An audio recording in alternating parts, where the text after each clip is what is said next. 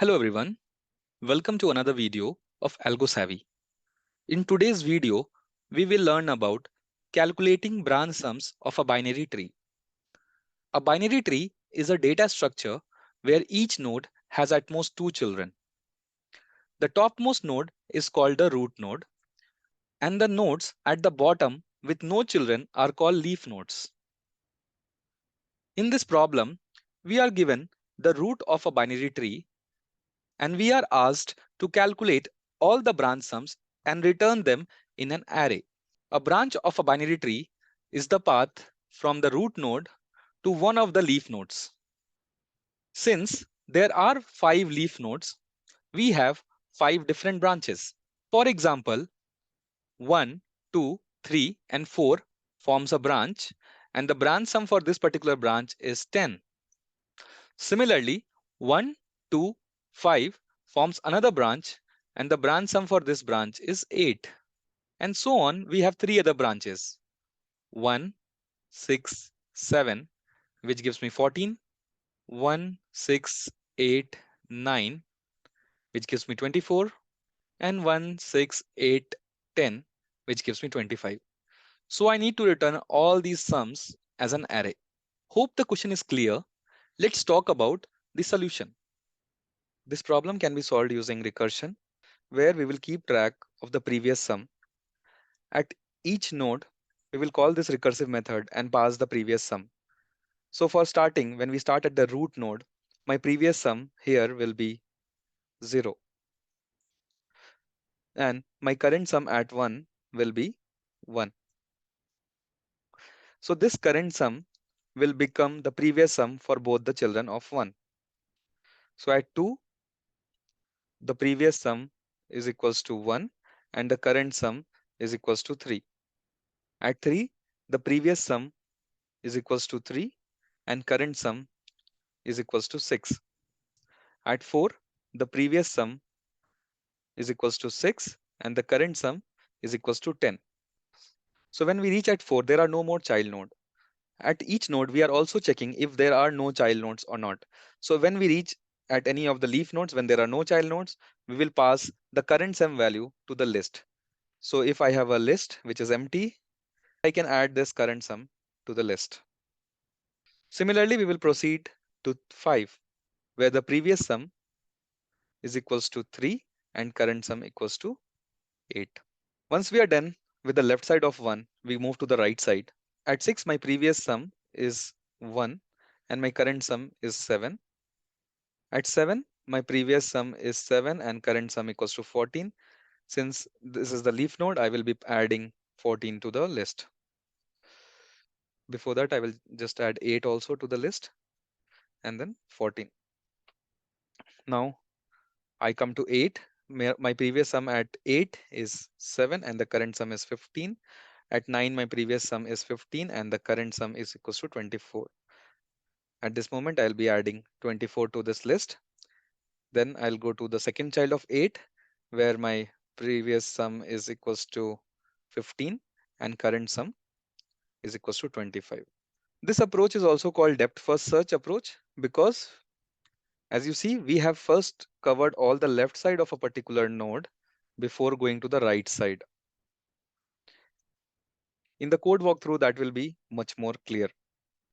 All right, let's talk about the time and space complexity of this problem. The time complexity for this approach will be big O of n. Why? Because we are visiting each node only once and we are doing no major operation at each node. We are just visiting it. So the operation that we are doing at each node is a constant and we are visiting each node only once. So my time complexity is big O of n. Space complexity is a bit complicated because we are using recursion. So one thing we have to keep in mind is when we are in recursion for a binary tree or a binary search tree, the space taken by the call stack is log of n. Why? For example, we are at 3. So at this moment in my call stack, I have 1, 2, and 3. And also now I will go to 4. Once we process 4, we come back to 3. 3 will return to 2. Now 2 will be processing 5. So these two things will get deleted from the call stack. So only 1, 2, and 3 will be there. Similarly, from 5, I will go back to 2. So 2 is removed, and then I will go back to 1. From 1, I will go to 6, and 6 to 7. So at this moment, I have 1, 6, and 7 in the call stack. Similarly, if I return back, say from 7 to 6, then I will go to 8. So from 8, I will call 9. So at this part, I am at 1, 6, 8, and 9. So I have 4 values in my call stack. Okay. If I return from 9, I will go again back to 8, and 8 will call 10. So at max, if you see, we have only 4 calls in the call stack. So which is equals to log of n. Plus, we need to account for the space taken by the output. At every leaf node, we are storing the branch sums. So the array or the list is driven by the total number of leaf nodes. So in this particular case, I have 5 leaf nodes. Here the space taken is 5.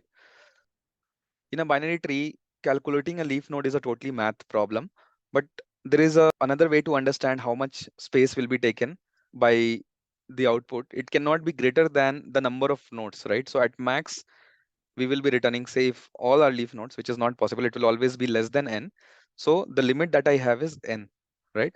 And if we just try to analyze the tree, I can say that, say, in case of total number nodes are 3, if I just make it half, I will get, say, 1.5, which is equals to 2. Okay. So there are 2 leaf nodes if my total nodes are 3. Similarly, if I have, say, total 7 nodes, in this case, I will have 4, which is again equivalent to like n by 2.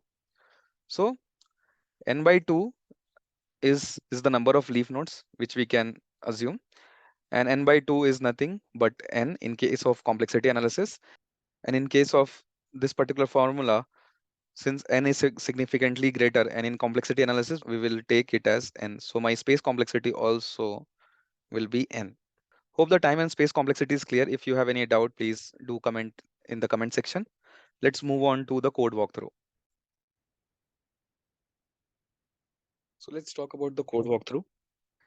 So here we have a binary tree which is already defined, where we have value and then a left and right nodes. Okay.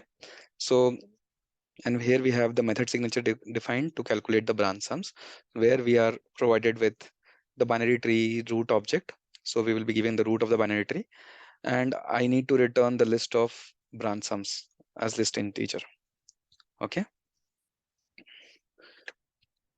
So first, what I'll do, I'll define a list to store all the branch sums.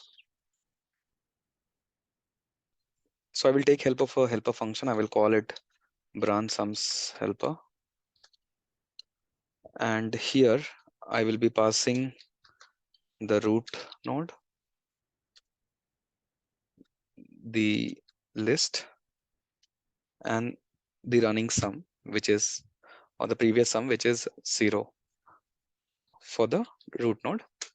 And I'll be returning the branch sums.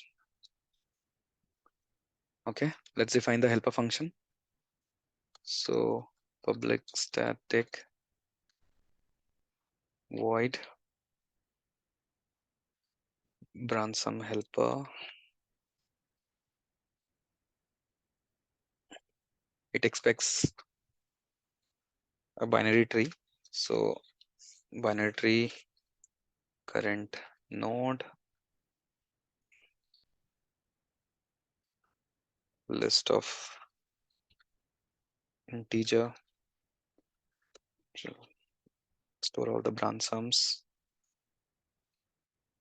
and an int previous sum. If my current node is equals to null, in this case I need to break the recursion, and I'll say return. Okay, now we will calculate the current sum, which is equals to previous sum plus current node dot value. Now I need to check if this node is a leaf node or not. If it's a leaf node, I need to push this current sum to the branch sums. Current node dot left equals to null, and current node dot right equals to null. Okay, so if that is the case, I need to push branch sums dot add current sum. Now we need to call the branch sums helper for both the child nodes. Branch sums helper. So it will be current node dot left, the list branch sum, and the previous sum. So the previous sum for the child node will be the current sum of the parent node. So I will be passing the current sum. Similarly, we need to do it for the right child.